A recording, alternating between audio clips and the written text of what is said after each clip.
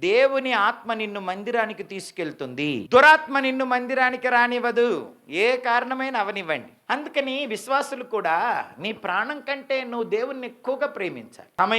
సమయమనక దేవుని సన్నిధికి రావాలి. కుటుంబం అంతా రావాలి. కుదిరితే రావడం కాదు, కుదిరించుకొని రావాలి. రాలేకపోతే పాక్కుంటన్నా రావాలి. కొంతమందికి భక్తి ఎక్కువైపోయి రేబావచ్చలే ఇప్పుడు ఎందుకు అనుకుంటారు. దేవుని సన్నిధికి వస్తే చెప్పాను కదా, వాక్యం వింటారు. వాక్యం వింటే ఆత్మ కలుగుతుంది. ఆత్మ వస్తే శక్తి వస్తుంది. శక్తి వస్తే పోరాడే పటిమ వస్తుంది. పోరాడితే జయం వస్తుంది.